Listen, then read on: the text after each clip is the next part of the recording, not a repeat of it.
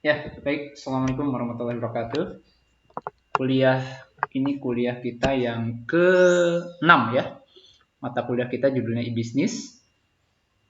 Pertemuan pertama kita udah belajar definisi e-business, lalu pertemuan kedua kita sudah belajar uh, paradigma e-business ya. Seperti apa paradigmanya, pola pikirnya gitu ya. Lalu kemudian kita akhirnya tahu bahwa e-business itu kakinya 3 gitu kan ya. Bahwa kan sesuai definisinya elektronik elektronik use gitu kan, electronic mediation, pokoknya penggunaan elektronik within ya di dalam organization and with other. Nah, othernya ini kan dua ya, dengan customernya, dengan sisi customer dan dengan sisi supplier. Sehingga kita belajar kemarin kalau dengan customer ada teorinya lagi, termasuk ada sistemnya, misalnya CRM ya, Customer Relationship Management. Kita udah belajar teorinya singkat kemarin. Lalu pertemuan berikutnya kita udah belajar kalau within di dalam, berarti kan bagaimana semua fungsi bisnis itu terintegrasi ya. Dan teori pendukungnya itu ada ERP ya, Enterprise Resource Planning, atau kalau dia berupa silo-silo sistemnya gitu ya, dibuat terpisah-pisah, nah harus terintegrasi, yang bisa pakai teorinya ada namanya EAI ya, Enterprise Application Integration. Kemudian terakhir minggu lalu kita belajar bahwa kalau sisi dengan supplier, berarti kalau dengan supplier ada juga teorinya tuh yang mendasarinya ada SCM ya, Supply Chain Management. Jadi Anda secara umum sudah tahu ruang lingkup apa itu e-business, seperti itu ya. Ada CRM, jadi sisi dengan customer, ada sisi dengan supplier, mungkin teorinya SCM. Lalu yang di tengah-tengah ya di dalam organisasi. Nah, tapi kan bisnis nggak selamanya sebuah bisnis besar. Biasanya yang mengaplikasikan semua itu bisnis besar. Kadang-kala bisnisnya bagaimana kalau UMKM gitu ya, atau small medium enterprise gitu kan. Kalau UMKM gimana? Nah, kadang-kala kan nggak aplikasikan semua. Nah, biasanya yang paling sering diaplikasikan pertama kali itu yang sisi dengan customer. Jadi, how to reach customer electronically. Jadi, biasanya lebih ke sisi customer. Sehingga ini yang lebih banyak akan kita fokuskan pembahasan kita mulai pertemuan ke-6 ini. Jadi, e-business secara luas Anda sudah paham. Nah, sekarang kita bedah yang lebih fokusnya. Jadi, e-business kan tadi ada sisi dengan customer, supplier, lalu integrasi di dalam. Nah, kemudian sekarang kita fokus yang dengan customer saja. Jadi sepertiga bagian dari ruang lingkup e-business mungkin ya. Jadi fokusnya sekarang kita ke sana. Nah, ini kan sesuai kita pernah pelajari juga bahwa itu ada e-business, ada e-commerce kan. Nah, kalau definisi e-commerce kan apa? Kemarin ya intinya electronically mediation atau penggunaan elektronik to communicate with other kan.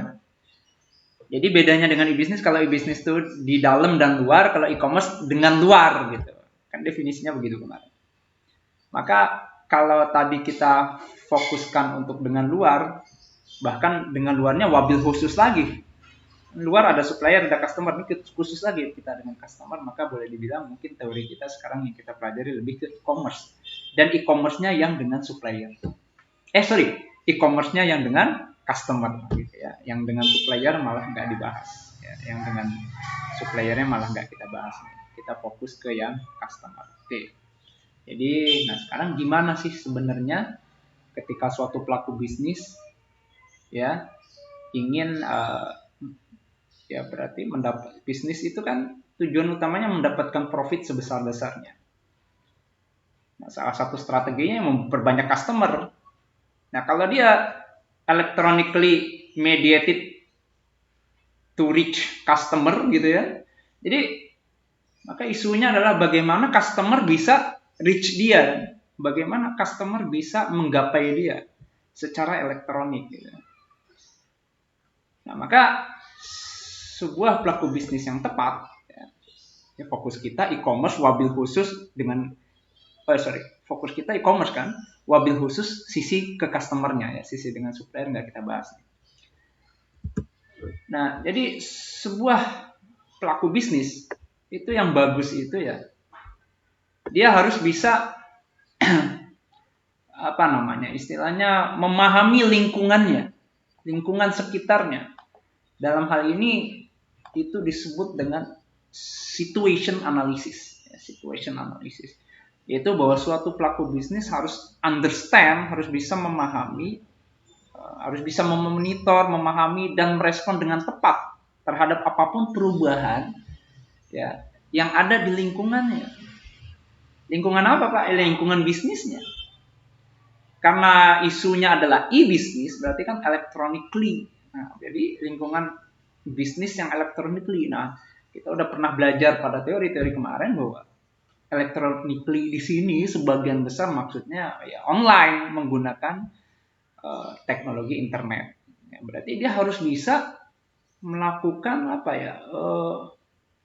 Harus bisa memahami situasi lingkungannya secara online itu seperti apa. Ya. Jadi dikatakan bahwa organisasi yang bisa memonitor, memahami, merespon perubahan yang ada di online marketplace dengan tepat itu have the greatest opportunity. Jadi memiliki peluang yang paling besar untuk berkompetisi. Jadi dia harus istilahnya bahasa lainnya tuh agile ya, gesit gitu, merespon terhadap lingkungannya. Nah, lingkungan suatu e-bisnis itu seperti apa sih? Seperti apa? Nah, kalau kita yang lihat yang merah ini ya, kan organisasinya kita misalnya. Maka kan misal sisi dengan customer nih, yang customer yang apa ini bentuk segi berapa nih? 1, 2, 3, 4, 5, 6, 7, 8, segi 8 ini customer misalnya. Kita dengan customer kita kan itu berarti mungkin ada intermediaries. Jadi kita akan bahas intermediariesnya apa aja. Lalu kita juga ada hubungan kita dengan pihak luar, dengan supplier kita. Ada intermediaries juga. Nah, dalam lingkungan kita juga kan ada kompetitor. Ini misal kompetitor yang kotak-kotak ungu ini ya. Selain itu juga ini micro environment. Selain itu kan yang lebih luas lagi bahwa kita juga kan ada aturan-aturan dari pemerintah misalnya ya. Atau ada faktor ekonomik dari internasional, legal constraint ya, aturan-aturan atau budaya sekitar, teknologi yang sedang tren atau public opinion ini juga harus dipahami ya. Jadi itu namanya tuh dalam teori itu ya situation analysis. Jadi bahwa sebuah organisasi yang melaksanakan e-bisnis harus bisa memahami semuanya tadi dan melakukan situation analysis. Ini kadang-kala juga sering disebut dengan environmental scanning ya. Nah, jadi dia harus gesit merespon apapun hasil pengamatan dia terhadap ini semua gitu. Nah, sehingga dia bisa mendesain strategi yang tepat. Desain strategi yang tepat agar apa? Agar tadi kita sudah bahas di depan, agar dia bisa menggapai customer, atau mungkin kalau dari teori bisnis kan justru customer menggapai kita kan. Jadi, agar customer tuh bisa menggapai dia sebanyak-banyaknya. Sehingga kemungkinan untuk terjadinya penjualan itu ya jadi maksimal kan, karena banyak customer yang bisa datang. Oke, nah karena tadi harus agile, maka ada istilahnya strategic agility. Jadi yaitu adalah kapasitas sebuah pelaku bisnis, organisasi pelaku bisnis yang menjalankan e-business to respond ya, untuk merespon environmental opportunities ya, peluang dan threat ancaman. Jadi setelah dia melihat ini semua, apa peluang, apa ancamannya, nah, dia harus segera meresponnya. Nah, itu ya dengan cara apa? Ya pertama tentu saja lagi-lagi monitoring change di dalam kita sendiri, within an organization marketplace. Kemudian dengan mengevaluasi alternatif strategi apa yang ada. Kemudian select, review, and implement appropriate. Jadi diimplementlah appropriate yang paling tepat. Jadi strategi, kandidat strategi yang paling tepat. Oke, jadi pada intinya sebuah pelaku bisnis yang baik itu ya, dia harus bisa memantau lingkungannya dengan gesit ya, sehingga bisa menghasilkan strategi yang bagus ya, maka istilahnya itu strategic agility. Oke.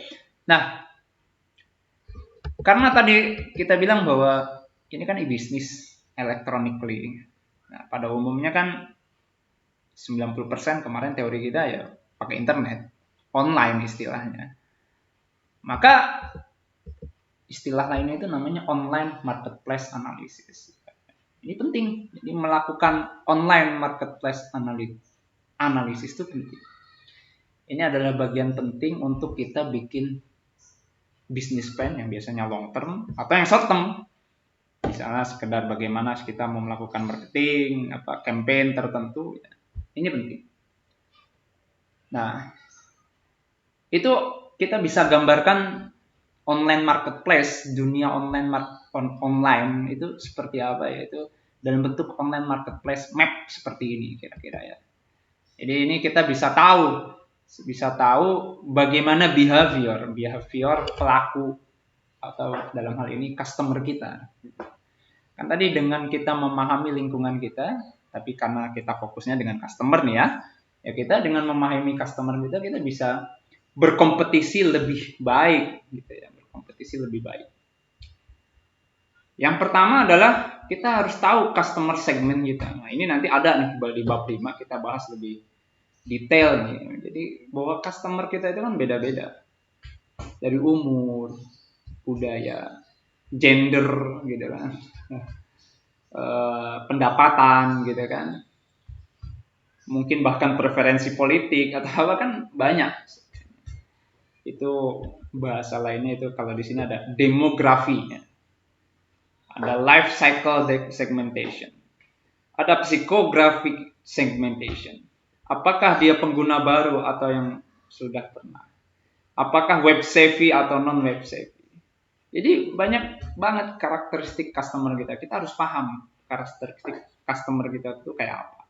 Nah, nanti itu ada teorinya. Yang penting sekarang kita tahu dulu. Yang pertama dipahami adalah kita harus memahami customer segment. Yang kedua, kita harus tahu bahwa customer itu kadang-kala mencapai kita. Mungkin dalam hal ini mencapai website kita atau online toko kita gitu, toko online kita. Itu kadang-kala kan nggak langsung ya. Kadang-kala dia kan kita pernah belajar secara psikologi bahwa manusia itu hanya hafal 4-7 hal berbeda sebenarnya. Secara generik ya. Jadi kayak Anda aja kan hafal berapa alamat website Anda. Bisa dihitung jadi paling 4-7, selebihnya lupa aja. Jadi biasanya jadi kita harus bisa memahami gitu. Bagaimana customer tuh menggapai kita, reach kita. Ya, cara pertama ya ini yang harus kita pahami kedua itu adalah bahwa biasanya customer tuh lewat search engine. Nah, maka kita harus mempelajari nih lingkungan seperti apa sih search engine. Ada search engine yang sifatnya global kayak Google. Ya ini kan global, di semua negara ada. Nah, kalau kita mau pasar di Cina, search engine mereka ada tersendiri, Baidu gitu kan ya. Jadi setiap negara kadangkala punya search engine spesifik sendiri ya yang apa yang banyak dipakai oleh rakyat di negara itu ya, kita harus pahami gitu. Jangan kita nggak pertimbangkan itu. Jadi yang pertama adalah search engine.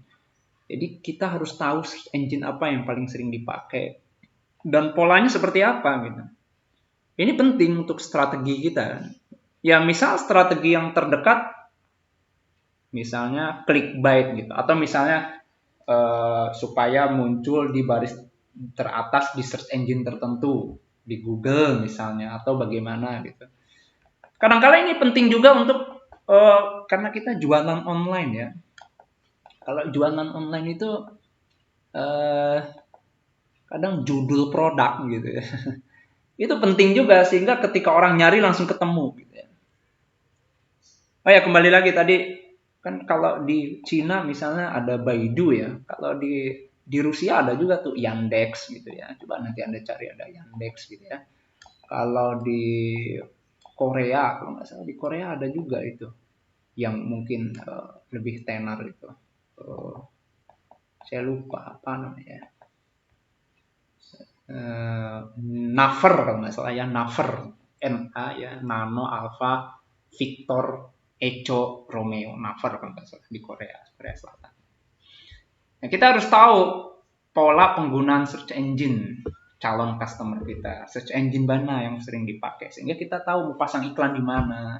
Dan masang iklan kan nggak sekedar masang gitu, name of the product gitu, nama produk yang mau kita pasang juga penting. Saya kasih contoh misalnya gini.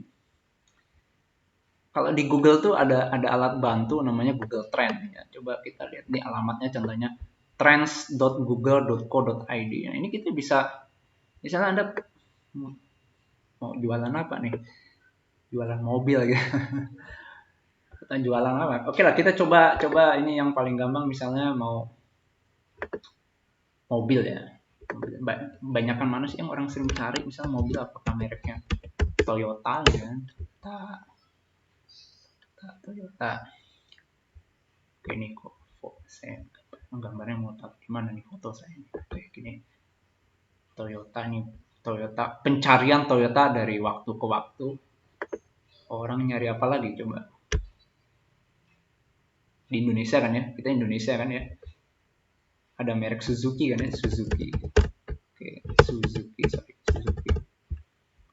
Oke, kita tambahkan Suzuki. Aduh, sorry. Suzuki. Bentar. Terus merek mobil apa lagi yang beredar di Indonesia? Honda. Oke. Terus apa lagi? Satu lagi lah. Honda, Suzuki, Nissan misalnya. Nissan. Oke, betul ya. Ini ada ya di Indonesia ya. Kita bisa lihat yang mana yang sering dicari. Ternyata yang merah. Yang merah. Kok mataku jadi kacau ini. Yang kuning ya. Yang kuning apa? Honda. Honda paling sering dicari di mana? Di Indonesia. Oke, ini kebetulan karena saya sudah gunakan ini, sebenarnya Anda bisa pilih country ya, negara di sini. Nah, jadi ini ada menunya, Anda bisa pilih mau negara mana sih, di negara mana. Kalau kita lihat di seluruh dunia, yang paling sering dicari di antara 4 merek ini ya apa ini? Oh, tetap Honda ya. Di bawahnya ada Toyota gitu ya. Yang dicari ya, ini bukan yang dibeli ya, yang dicari. Gitu. Jadi kalau Anda mau jualan ya enaknya jualan produk Honda kayaknya. Nah, kalau di Indonesia ya seperti apa? Nah, Indonesia. Gitu. Oke, tadi jauh sekali ternyata Honda. Gitu ya. Tapi hati-hati juga, Anda harus tahu polanya. Ini kok kata Honda banyak dicari, yang seperti apa? Ini kalau menurut wilayah nih, di Kepulauan Riau Honda, Sulawesi Barat Honda. Ini Anda bisa klik sih kalau mau lihat wilayah-wilayah yang lain ya. Tapi kadangkala apa sih kata kuncinya kok Honda sering dicari ya? Kita lihat ternyata apa Beat gitu ya, Honda Genio, Honda apa ini yang sering dicari. Mungkin karena ada produk baru atau bagaimana, saya harus pelajari lebih dalam. Ini Suzuki XL7 karena memang masih baru ya. Terus kalau Toyota yang sering dicari ini gitu ya, job hunting apa. Mungkin baru-baru ini ada pembukaan job di Toyota atau gimana ya. Anda harus lebih dalam. Nah, dengan menggunakan Google Trend tadi kan sebagai alat bantu juga, kita bisa tahu harus gimana gitu. Jadi yang pertama adalah Anda bisa memahami search intermediary. Jadi intermediary itu jembatan antara kita dengan customer dari sisi search engine. Nah, jembatan kita dengan customer berikutnya, jadi how customer reach kita itu kadang-kadang nggak lewat search engine. Ada juga intermediary jenis lain. Nah, ini nomor 3 nih kalau di sini di gambar ini. Intermediaries and media site. Ya. Jadi ada horizontal portal or mainstream media. Jadi kadang-kala yang pertama nih ya. Yang pertama itu dari berita, kadang situs-situs berita ya, atau gara-gara dia baca Times misal, di situ ada pasang iklan kita di situ, terus dia klik masuklah ke website kita gitu ya. Jadi mainstream atau niche portal media biasanya. Nah, Anda harus paham di negara sasaran Anda atau wilayah sasaran Anda yang paling banyak portal media yang sering dibuka yang mana. Dan seperti apa polanya gitu. Kalau dibuka di gadget ya atau di website apa di desktop kan gitu ya. Apa ya, Anda paham lah kalau di Indonesia portal media apa yang paling sering dibuka, mungkin saya nggak perlu sebut merek ya, Anda paham ya, mungkin di sana jadi pilihan yang terbaik gitu ya. Atau kadang yang ini kedua nih, niche site or social network. Kalau social network paham ya, sosial media ya, mungkin Facebook, Twitter ya, di situ Anda harus pahami kan. Mungkin dengan strategi Anda bikin fan page bener ya, atau apa. Nah, niche media nih niche ya, niche. Tulisannya niche, bacanya niche. Di situ maksudnya khususon gitu, khusus, ceruk. Maksudnya gini, kadang-kala kan jadi ada orang-orang yang hobinya apa? Hobinya decorating gitu, mendekorasi rumah apa gitu. Jadi yang hafal di kepala dia itu ya salah satu tadi kan dia hafal situs berita apa. Kadang-kala dia hafal situs dekorat apa tempat orang ngobrol decorating rumah gitu. Itu niche gitu. Jadi fokus. Jadi isu yang diangkat di situs tersebut fokus. Jadi nggak global. Ya, nggak global. Saya ambil contoh misalnya saya punya contoh misalnya ini. Gimana caranya ya? Yang tadi kita buka tab baru ya. Host kurang nggak salah gini ya, host.com ini deh, saya udah enter kayaknya, host oke. Kok nggak masuk, iya host, sorry host.com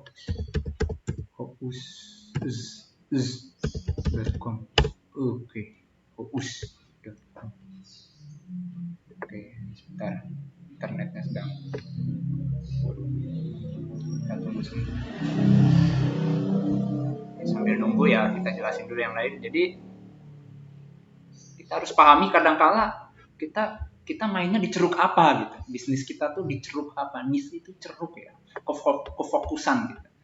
Di ceruk apa? Misal kalau kita interior design apa terkait produk-produk untuk interior rumah, dapur.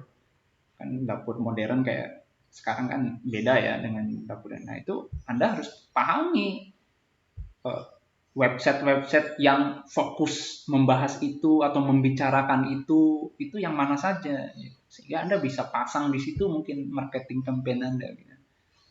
Itu niche media harus Anda pertimbangkan. Coba jadi host udah terbuka belum? Aduh, lama sekali nih, kenapa internet saya? Padahal tadi cepat nih. Host.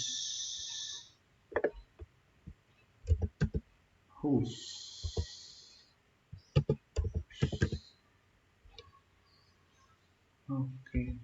Ini ada ya. Saya host.com. Sambil nunggu deh. bagus nih. Apa-apa. Ya Anda lihat aja ya. Ya kita semoga terbuka sebelum sesi kuliah ini beres. Terus ada juga agregator. Agregator itu jadi kadangkala makin berkembangnya banyak pilihan, karena kan kita punya kompetitor tadi kan. Ini kita punya banyak kompetitor nih, ya. Yang merah itu kita, terus kita punya banyak kompetitor nih, yang ungu-ungu ini. Orang kan kadang mau bandingkan harga gitu, daripada dia buka website satu. Sekarang ada juga website yang sifatnya agregator, jadi ngumpulin informasi ya, detail deskripsi produk dan harganya dari berbagai macam dari berbagai macam merchant gitu, penjual ya kita dan pesaing kita dikumpulin di dalam satu website. Itu namanya agregator. Jadi website yang sifatnya price comparison site misalnya. Contohnya Kelco, ya, shopping ini, Uswitch masih ada nggak ya? Nanti Anda coba gitu ya. Gitu. Nah,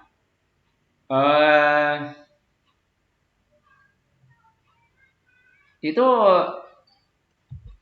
harus Anda pertimbangkan juga. Gitu. Bahwa agregator bisa menjadi salah satu jalan orang masuk ke tempat kita, ya. Salah satu cara orang masuk ke tempat kita. Agregator apa saja? Kalau misalnya Anda jualan mobil, agregator apa saja yang comparison harga mobil? Website apa saja? Gitu. Nah, berikutnya ada super affiliate. Super affiliate, afiliasi ya, afiliasi itu ya biasanya ada situs besar, dia mengcompile semacam directory ya, mengcompile link-link menuju website-website penyedia produk-produk tertentu gitu ya. Super afiliasi, atau yang di bawahnya lagi ada small afiliasi atau niche afiliasi yang khusus, biasanya blogger ya, blogger yang fokus, misalnya blogger yang fokus bahas misalnya bahas sepatu aja gitu ya, atau fokus bahas apa misalnya produk tertentu ya, laptop saja. Jadi Anda harus pahami blogger-blogger yang jadi rujukan tuh siapa aja sih. Nah, biasanya bisa Anda entah bekerja sama, entah minta blogernya mengulas produk kita. Banyak strateginya nanti yang bisa diambil, atau pasang iklan saja di halaman websitenya si blogger gitu. Jadi ini yang Anda pertimbangkan berikutnya di dalam online marketplace itu, bahwa kadangkala calon ya, jadi ada dua nih, prospek, calon customer, dan customer ya, yang beli itu bisa lewat intermediaries and media site. Ini ada banyak jenis-jenisnya. Nah, itu dia nyampe di kita nih, nomor 4 nih nyampe di kita. Dan tentu saja nyampe di kita atau pesaing kita, kompetitor. Nah, itu maka isunya adalah gimana OVP kita bagus. Oh, bentar Pak, OVP no. OVP itu online value proposition. Bahasa gampangnya sih, ini udah halaman website kita. Udah nyampe lah dia di halaman website kita. Nah, kita harus beri value, beri value yang bagus di halaman website kita, yang beda dibanding kompetitor kita. Maka kita harus tahu juga kompetitor kita halaman depannya, atau halaman penjualannya, atau halaman deskripsi produknya kayak apa. Nah, kita harus pelajari itu. Sehingga kita bisa bikin diferensiasi misalnya, atau bikin inovasi yang lebih baik daripada mereka gitu. Jadi itu OVP, the unique feature of the site. Jadi unique feature dari site kita gitu. Nah, ini kita harus ya evaluasi punya kita against ya, dibandingkan dengan kompetitor kita. Ini kan tadi calon customer atau prospek itu udah lewat search engine atau lewat berbagai cara masuk nih ke kita dan ke pesaing. Nah, kan dia milih. Nah, kesan pertama ini begitu menggoda. Penting sekali. Jadi yang berikutnya adalah kita harus juga mempertimbangkan OVP kita dibandingkan OVP itu banyak yang ini dalam bentuk berbagai hal ya, misalnya halaman depan website kita, atau halaman produk kita, halaman penjualan kita. atau bahasa teori sekarang ada user experience-nya juga harus dipertimbangkan, UX gitu ya, nanti itu teori kuliah yang lain gitu ya. Intinya gitu, bagaimana orang itu, bahwa kita itu unik, punya kita unik dan lebih menarik dibandingkan kompetitor kita, lebih gampang, lebih mudah, lebih usable, usability-nya bagus dan lain-lain. Nah, kita harus timbangkan. Jadi jangan serta merta kita pasang bikin website bagus-bagus, kita harus pertimbangkan juga, pesaing kita kayak apa gitu kan, gitu ya. Jadi gitu. Oke. Nah, berikutnya bahwa kalau karena kita online ya, karena kita online berarti kan ini beda dengan offline, cara kita jualannya jadi beda ya, jadi beda. Jadi kalau biasanya kan secara umum organisasi itu gini gambarnya. Jadi organisasi, misalnya kita fokus ke konsumen ya, udah sepakat tadi di depan ya. Nanti kalau dengan supplier kita kuliah lain lah, SCM ntar kita kuliah ya kalau ada. Dengan consumer kita dia kan bisa direct gitu ya. Nah, bisa direct berarti B2C gitu kan ya. Atau sorry, bukan maksudnya bisa direct secara B2C atau B2B kalau customer kita bisnis gitu ya, B2B atau B2C, consumer kita ya citizen biasa, atau lewat intermediary channel lain. Beda. Kalau tadi yang dimaksud intermediary di sini adalah dari customer ke kita, lewat mana bisa nemukan kita, lewat mana bisa reach kita. Kalau ini maksudnya ketika kita produk itu tuh kadang-kala kan pada umumnya gini, yang atas ini nih, kita produsen lewat apa ini, wholesaler gitu ya, agen gitu, terus retailer, lalu ke konsumen. Nah, karena adanya electronically ya, dengan e-business ini ya, internet pada khususnya itu, maka kan jadi terjadi disintermediation. Jadi intermediasinya bisa diputus rantainya sehingga lebih cepat. Jadi yang B ini misalnya, kita nggak perlu lewat agen, langsung aja ke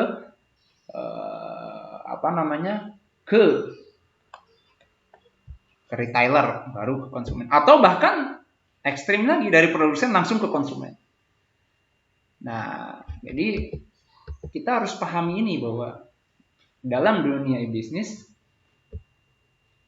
beda dengan offline. Kalau offline kan intermediarisnya bisa begini, ada wholesaler ya, grosir ya, lewat grosir gitu, agen lah atau apa gitu ya, lalu baru retailer, konsumen. Tapi karena online marketplace sifatnya, sehingga kita bisa potong rantai bahkan langsung ke konsumen. Ini penting dipahami karena nanti strategi menentukan harga ya, strategi packaging dan lain-lain jadi berpengaruh ini ya. Kemudian tadi kan bahwa konsumen kita kadang-kala ada dua nih, mungkin tiga mestinya, cuma kalau di buku yang kita rujuk ini dua nih, ada bisnis to konsumen kita dengan konsumen langsung, citizen, orang per orang biasa, atau dengan bisnis lagi. Nah, kita harus pahami juga kalau memang sasaran konsumen kita adalah C atau citizen atau konsumen langsung gitu ya, orang per orang, bahwa biasanya mereka karakteristiknya low to medium dan biasanya relatively simple, individual and influencer. Jadi ketika decision tuh ya, ini yang ke baris kedua, ngambil decisionnya relatif simple. Tapi kalau B2B more kompleks ya lebih kompleks. Channelnya simple, biasanya langsung atau lewat retailer. Kalau ini lebih kompleks lagi. Ya. Purchasing karakteristik ya jelas, kalau B2C biasanya sedikit volumenya, nggak banyak belinya. Tapi kalau B2B belinya banyak. Dan karena dia bisnis, kecenderungan untuk repeat order itu besar. Nah, jadi how to treat B2B dengan B2C juga beda. Ya. Dan produk yang dijual pun biasanya kalau B2C sudah terstandarisasi. Tapi kalau B2C sudah terstandarisasi. Kalau B2B bisa standar, bisa bespoke. Bespoke itu udah ada kesepakatan dulu, dipesan dulu yang seperti apa maunya gitu. Gampangnya kalau B2B bisa tailoring ya. Jadi kalau B2C, kalau kita produk kita adalah pakaian gitu, ya SML, XL gitu sudah bisa dijual. Tapi B2B kalau dengan pelaku bisnis lagi, ya biasanya ada yang tailoring nih, harus disepakati seperti apa dan seperti apa. Nah, karakteristiknya beda-beda dan ini harus kita pahami juga. Kita maunya di main yang mana? Nanti strateginya akan beda menghadapi mereka semua, itu nanti di kuliah yang lain. Gitu ya. Oke, nah terus gini, memang gara-gara e-bisnis, gara-gara sudah online, terjadi disintermediation. Oke, kita bisa pahami itu ya. Memutus rantai sehingga cost lebih efektif, ya, cost lebih efisien, costnya lebih ringan, cost distribusinya lebih ringan, sehingga harga ditekan, kita bisa bersaing. Gitu. Banyak nanti strateginya yang kita pelajarin. Nah, tapi juga kan tadi kita tahu karena banyak pilihan, ya, karena banyak pilihan bahwa kita juga bersaing dengan kompetitor gitu kan. Kadang-kadang orang juga akhirnya karena terlalu banyak, ya, maka konsumen kadang-kala lewat agregator. Artinya tadinya konsumen bisa langsung ke kita. Saya ulangi nih, ya, pelan-pelan nih. Jadi tadinya sudah terjadi disintermediation sehingga konsumen bisa langsung ke kita. Konsumen bisa langsung ke kita. Tapi ternyata yang produksi barang seperti kita banyak. Maka konsumen-konsumen yang relatif educated gitu ya, itu kadang-kala dia lewat ini perantara lagi, jadi nggak langsung ke kita jadinya. Dia nyari agregator. Tadi ingat agregator semacam website untuk perbandingan harga gitu kan. Ya, sehingga jadi ada penengah lagi antara kita dengan konsumen. Di tengah-tengah jadi ada lagi, tapi sekarang jadi beda. Ya. Jadi awalnya begini, antara company kita dengan konsumen, ada intermediary, ada wholesaler, tapi karena e-bisnis terjadi disintermediation, kita langsung ke konsumen, entah B2B atau B2C, strateginya beda-beda. Tapi ternyata makin ke sini, kalau kompetitor kita makin banyak, produk yang dijual serupa, nah, terjadi lagi reintermediation, ada intermediary lagi, tapi beda intermediarinya. Kalau intermediary sebelumnya ya memang grosir kita, agen kita gitu ya, retailer kita, tapi kalau ini reintermediation-nya beda, lebih bersifat online, biasanya website perbandingan harga atau website directory untuk ngumpulin link-link kemana aja produk tertentu gitu. Jadi intermediarinya beda ya dalam reintermediation ini. Tapi intinya pada akhirnya terjadi lagi intermediation. Cuma dalam konsep atau pola pikir yang beda. Kalau ini lebih biasanya ke perbandingan ya, compare to contrast gitu-gitu. Oke, nah.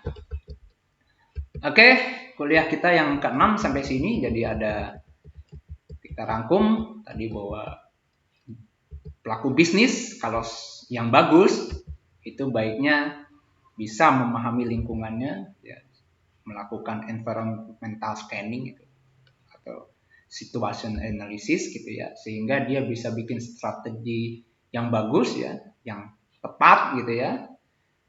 Dia harus gesit, kayaknya strategic agility. Nah, karena sifatnya online, maka biasanya ini namanya online marketplace analysis, dan kita butuh bantuan semacam ini, online marketplace map. Kita harus pahami apa saja. Pertama, customer segment kita. Secara ringkas ada demografi. Demografi itu apa sih? Umur, jenis kelamin, gitu. Ada life cycle, ada psikografinya, dan lain-lainnya. Nanti teorinya akan dibahas lebih detail di bab 5 ya. Lalu bahwa dia mencapai kita ada banyak cara. Yang paling pertama search engine, kita tadi udah belajar juga. Lalu lewat intermediary jenis lain, ada portal berita atau apa yang kita udah belajar, dan sampai ke kita itu juga masih juga kadang kita harus pertimbangkan mau seperti apa tampilan kita, OVP kita tuh ya. Nah, kemudian kita juga harus pertimbangkan memang karena